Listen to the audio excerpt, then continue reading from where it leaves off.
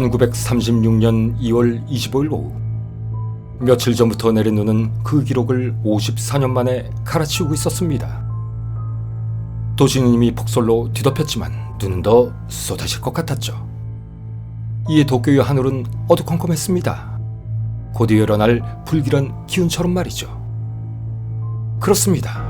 겉으로 평화로운 도쿄 이면에는 눈으로 덮인 거리를 삽시간에 붉은 피로 물들 만한 불안이 소용돌이치고 있었던 것입니다. 일본의 궁성, 그 한쪽 끝에는 육군 제1사단의 병영이 있었습니다.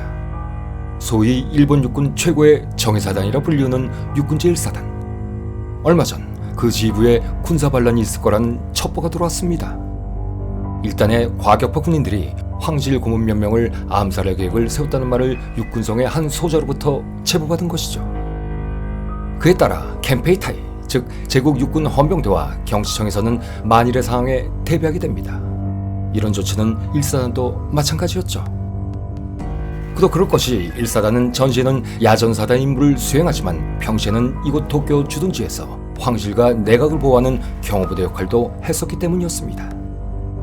어쨌든 이에 헌병과 경찰은 용의자들을 감시하기 시작했고 공직에 있는 주요 인사들에게는 경원들이 붙여졌습니다. 특히 총리관저는 출입문마다 철판을 더 씌우고 모든 창문은 강철봉으로 막아놓았죠. 그리고 경시청과 직토로 연결되는 경보 시스템까지 설치했습니다. 그리고는 자신들이 이런 사항쯤은 간단하게 처리할 수 있을 것이라고 자만하고 있었습니다. 아무리 강한 동기가 있다고 한들 소수의 반란 무리가 무슨 실질적인 타격을 줄 수 있겠는가? 여기에 대해 이들은 반란이 있을 거라는 첩보의 신빙성 자체를 그리 신뢰하지도 않고 있었습니다. 더구나 육군성 소속 소자가 제보한 거사일로 지목된 날도 거의 지나가고 있었죠. 그러나 역사적으로 보면 반영은 늘 가까운 곳에서 일어나는 법일까요? 황국을 경호하는 엘리트 부대, 즉 근위사단과 제1사단 내에서는 이미 반란의 기운이 만연해 있었던 것입니다. 그것도 반란의 기미가 너무나 뚜렷해 제1사단의 경우 며칠 내 만주로 이동하라는 명령을 받았을 정도였죠.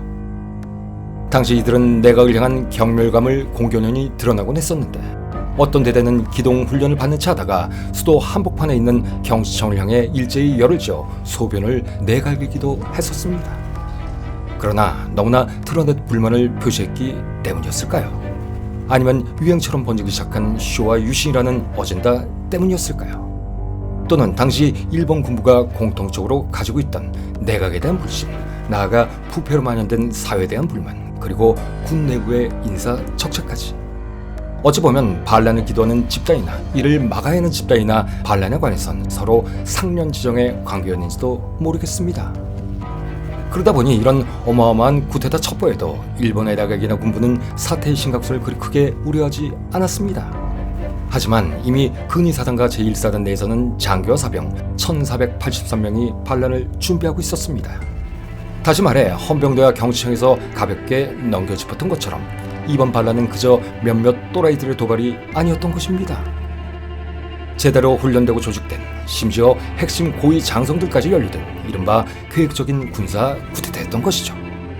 이튿날 새벽 6시 동이 트기 전 이들은 도쿄의 몇몇 고위 관료의 관저와 경시청을 공격할 계획을 세우고 있었던 것입니다.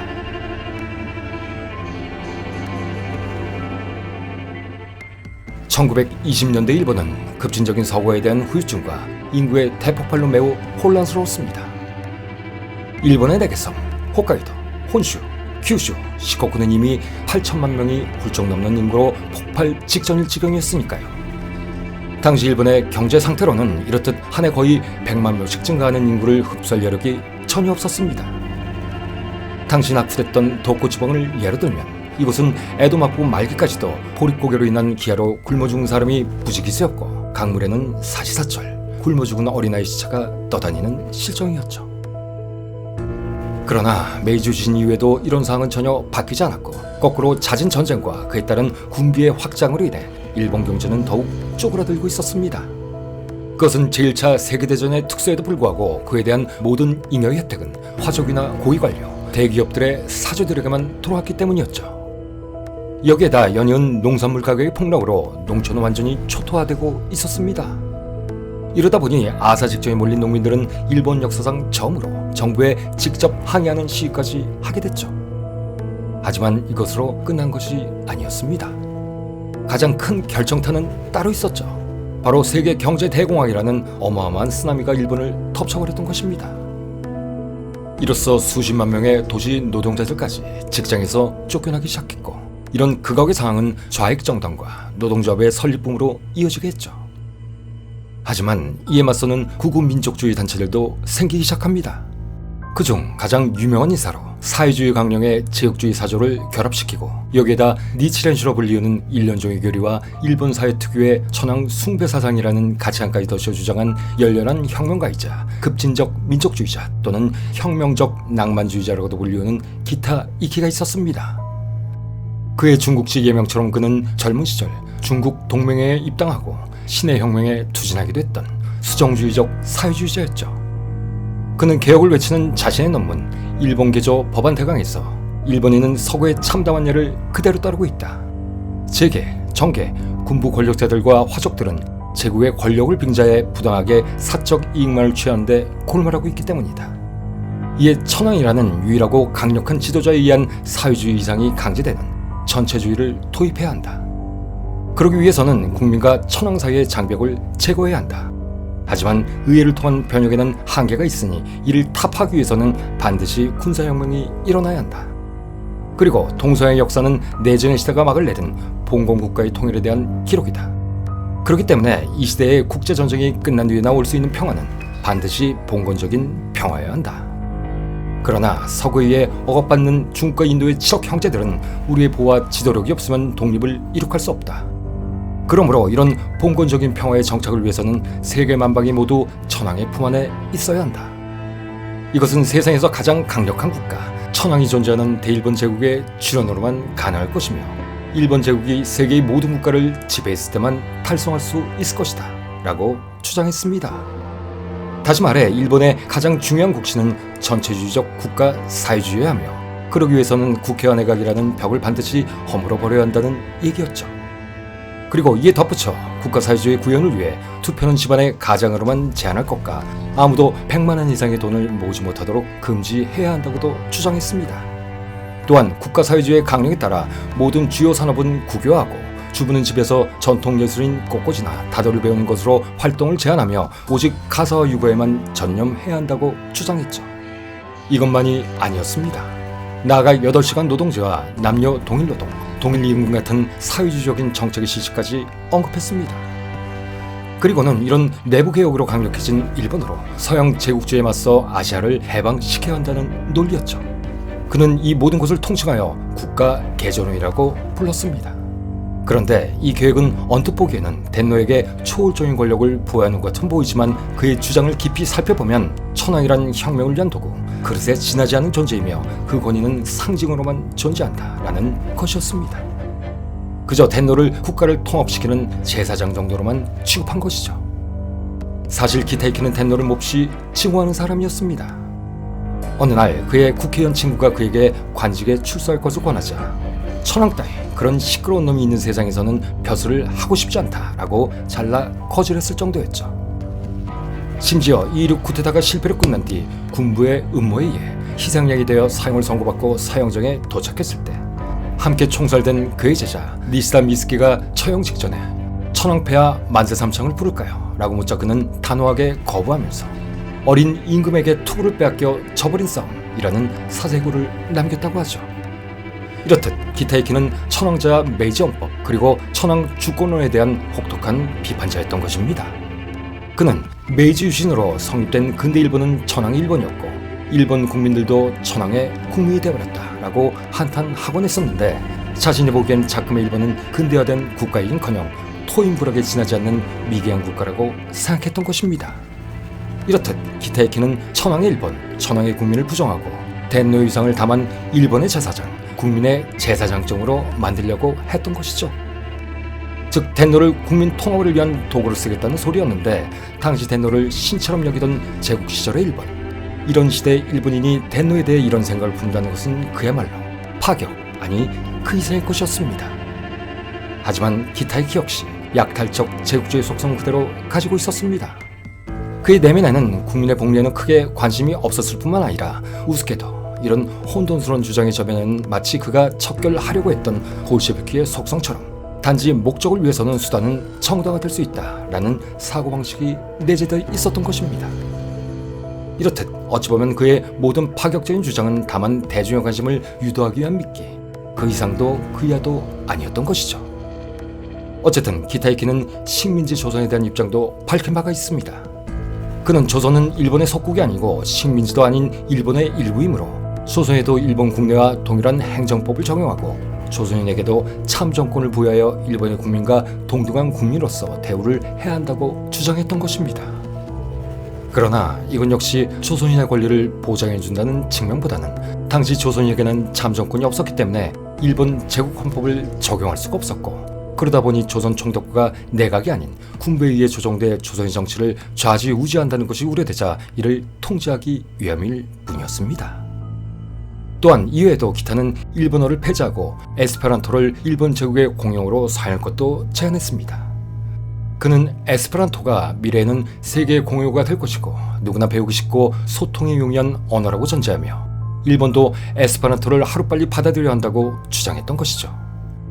이렇듯 어떻게 보면 중구난방과도 같아 이해하기 쉽지 않은, 또 난해하기 짝이 없는, 심지어 주장마다 그 원리와 가치가 충돌하는 그의 논리였지만 낭떠러지에 몰려 혁신을 외치는 당시 대부분의 일본인들에게는 이는 의외로 상당한 호소력이 있었던 듯합니다. 그중 이미 가정의 빈곤과 정적의 부패에 붕괴한 수백만 명의 예민하고 이상주의적인 청년들은 그에게 더욱 열광적이었죠. 이들은 기타이키의 주장이야말로 공산주의뿐만 아니라 이슬람 모든 사악한 기득권 세력을 해체할 수 있는 유일한 열쇠이며 서양의 지배로부터 동양을 해방시키고 종국에는 일본을 세계를 선도하는 초강대국으로 만들 수 있는 비책이라고 생각했던 것입니다. 그리고 이런 배경에는 당시 일본의 가난한 청년들의 독특한 로망도 크게 한몫하고 있었습니다. 당시 일본에서 영세농이나 가난한 자영업 출신의 자녀들에게는 육군이나 해군 장교로 복무하는 것이야말로 입신할 수 있는 최고의 기회라고 여겨지고 있었기 때문이었죠. 특히 시골 출신 청년들일 경우 그 확신이 훨씬 더 컸었는데, 그들은 아무리 머리가 좋아도 찢어지는 가난으로 대학에 진학할 돈이 없다 보니 국가의 세금으로 먹여주고 재워주고 또 용돈도 주는 사관학교에 들어가 장교가 되는 것이야말로 하나밖에 없는 출세길이라고 생각했습니다. 그런데 그렇게도 열망하던 군에 들어가자 그들은 그 지긋지긋했던 빙호를 더 절실하게 느끼게 됩니다. 아들이 떠나버린 집안에서 남은 가족은 모두 굶어 죽기 직전이라는 얘기, 또 그런 처지를 모면하기 위해 앞서 언급한 것처럼 누이들을 사창가에 팔아버렸다는 편지를 보고 눈물을 흘리는 동료들을 더 많이 보게 된 것입니다. 이렇듯 일본군 내에는 후에 자세히 살펴볼 이시오라 간지처럼 자신들이 자란 고향의 처참한 일상과 여동생과 같은 어린 여자아이들이 인신매매로 팔려간다는 사실에 슬퍼하고 분노하는 사람들이 더 많이 늘어나게 된 것입니다. 그러자 점차 불평등한 사회에 대한 적개심도 더욱 증폭되기 시작했고, 이런 감정에 기타이키와 같은 급진적 개혁인사의 주장은 그야말로 불에 기름을 붓는 격이 됐던 것이죠. 더구나 당시 일본에서는 수년간 내가 지속되면서 심각한 흉작이 거듭되는 상황이었는데, 이로 인해 농민들의 삶은 더욱 재앙적으로 파탄나고 있었습니다. 그러기에 상당수가 농민 집안 출신이었던 청년 장교들을 중심으로 이런 분노와 편협에 대한 갈망은 더욱 배가 됐습니다. 이때부터 일본 육군 내에는 군사혁명을 주장하는 기타이키 사장의 기반을 둔 황도파라는 파벌도 생기기 시작합니다. 이로도 앞서 언급한 것처럼 사악한 정부관리들이 대노를 등에 업고 권력을 내서 민중의 피를 빨아먹고 자신들의 이득만을 취하는데 급급할 뿐 일본을 올바른 길로 인도하는 데는 무관심하다고 분노하고 있었죠. 그렇다면 과연 이들의 분노가 단지 청년들이 느낄 수 있는 사회적 불평들과 철저한 애국심에 대한 고통 때문이었을까요? 그러나 그것이 아니었습니다. 세상 일에는 언제나 순수했던 윤영기적실만 있는 것이 아니기 때문이죠. 이들 역시 군대에서 성장기를 거치는 동안 점점 변질돼 갔습니다. 물론 맥락으로 보면 서로 연관성이 분명 존재하긴 하지만 어찌 보면 이런 모든 것들이 후에 그저 자신들의 이익을 대변하기 위한 허울로 전락해버리고 말았기 때문이죠. 그 이유는 이들이 가지고 있는 불만의 실질적 원인을 쫓아가 보면 보다 현실적인 문제가 더 큰 비중을 차지하고 있었다는 것을 알 수 있기 때문입니다. 다시 말해 이들이 지녔던 불만의 기저에는 사회적 부조리의 문제보다는 자신들이 소속돼 있던 집단의 계급 척결한 문제가 더 크게 작용됐기 때문이었죠. 당시 일본 군대는 이미 포화 상태였습니다. 그러다 보니 군의 상층부에는 선배 장교들이 잔뜩 밀려 있었고 밑에 있는 이들 청년 장교들은 더 이상 진급이 안 돼 계급 정렬이란 덫에 걸려 밀려나가기 직전이었던 것입니다. 그들 입장에서 나이만 먹고 무능한 고급 장교들은 자기 자리 지키기에 급급하고 아무 일을 안 해도 높은 월급이 꼬박꼬박 나오는데 모든 힘든 일은 밑에 계급인 자신들이 도맡아 하고 그마저도 세월이 지나 계급 정리에 걸려버리면 그만 퇴출될 수밖에 없을 것이라는 위감이 팽배해 있었던 것이죠. 거기에다 당시 내각위 수뇌부는 해군이 장악하고 있어서 국내 세금으로 해군의 전함이니 항공모함이니 하는 어마어마한 돈이 들어가는 무기 체계만을 늘리려 했고 정작 자신들이 소속된 육군의 군비 확장은 정체되거나 줄어들고 있었으니 말입니다. 그도 그럴 것이 당시 일본 육군의 상황이 얼마나 쪼그라들었냐 하면 대폭적인 예산의 삭감으로 2개의 정규사단은 이미 사라져버렸고 장교들의 월급마저 삭감되어 그 액수가 너무나도 적다 보니 아무도 군인에게 시집을 오래 하지 않을 정도였습니다. 그러자 그에 대한 시위 차원에서 군인들은 전차를 탈 때에도 군복을 벗고 탈 정도로 사기는 바닥을 치고 있었고 군기는 물란해질 대로 물란해져 있었죠. 그뿐만이 아니었습니다. 장비 획득도 여타 열강들에 비해 점차 뒤처지기 시작했는데 중기관총을 예로 들면 당시 경쟁국이었던 영국군이 2만 정, 독일군이 5만 정을 장비하고 있을 때 일본군은 겨우 1200정만을 보유하고 있었을 뿐이었고 전차의 경우에도 영국군과 프랑스군이 3600대, 독일군이 600대를 보유하고 있었는데 반해 일본군은 겨우 300대 미만을 보유하고 있었습니다. 설령 일본 육군이 기술적인 문제나 보급 문제 또는 기본적인 교리 등으로 군대의 기계화를 등한시한 집단이었다 치더라도 제1차 세계대전이라는 어마어마한 대전쟁을 경험한 후인 당시의 전술적 개념으로 보면 이런 수치는 그야말로 심각한 전투력의 저하를 보여주는 것이었습니다. 이에 더해 뉴욕 월스트리트에서 시작된 전 세계적인 경제공황이 일본을 강타하게 되자 가뜩이나 기초체력이 없었던 일본에서 이런 총체적인 난국은 군 전력의 열사라는 상황을 더욱 악화시키게 되었고 결국 이에 절망한 군부는 격렬한 반시장주의, 반자본주의라는 개념을 넘어 서구 세력에 대한 반감으로까지 치닫게 되죠. 우습게도 메이지 신전, 반의 청소처럼 말입니다. 그리고 이런 정서는 젊은 장교들을 전체주의적 군국주의라는 위험천만한 이념으로 무장하게 합니다. 다시 한번 일본인 특유의 열등감이 삐뚤어진 시대정신으로 발현된 것이죠. 그리고 이때부터였습니다. 이들은 정적의 요인을 암살하고 쿠데타 등으로 자신들의 불만을 직설적으로 표출하기 시작했고 그에 대해 급기야 자신들의 뜻을 이룰 수 있는 새로운 국가를 만주에 수립한다는 계획까지 세우게 됩니다. 그것이 바로 만주국이었죠. 이렇듯 혼란기를 틈타 독립된 자신들만의 국가를 만들려는 야욕으로 정부의 통제에서 벗어나 만주 사변이라는 전쟁까지 일으키게 된 것입니다. 이 사건은 너무나 중요한 상황이기에 나중에 따로 리뷰하겠습니다. 어쨌든 당시 이렇게 갈수록 쪼그라들던 일본의 육군. 하지만 황도파 입장에서는 그런 육군의 수뇌부마저도 자신들과 정체성을 달리하는 통제파들에게 장악당하고 있었습니다. 결국 이런 불공평한 현실에 앞날이 캄캄해진 황도파 청년 장교들은 무능하고 멍청한 고위 장교들을 모두 숙청해버리고 통제파들을 몰아낸 후 천황과 단판을 지어 권력을 쟁취하자라는 생각을 하게 되죠. 그리고 그것을 1936년 2월 26일 실행하려 했던 것입니다.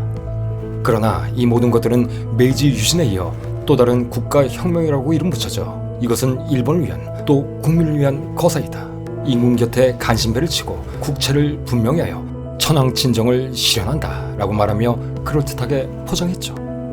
이른바 쇼와 유신이라는 이름으로 말입니다. 그러나 이 사건은 그들이 그렇게도 내세웠던 유신의 본질은 사라지고 없는 그야말로 자신들만의 입신양명을 위한 낯뜨거운 권력감투에 지나지 않는 불법 쿠데타였습니다. 2.16 군사반란 사건, 어찌 보면 이 사건이야말로 태평양 전쟁의 정치적 시작점일지도 모릅니다. 이 사건으로 인해 마음에 들지 않으면 그 누구도 천황의 이름으로 처단할 수 있다라는 막장 공포정치의 선례가 확실히 남게 되었고 이후 일본은 헤어나올 수 없는 군국주의 평화국가의 길로 들어서게 되죠. 그리고 이때 실증된 일왕의 권위는 그것을 더욱 부채질하게 됩니다.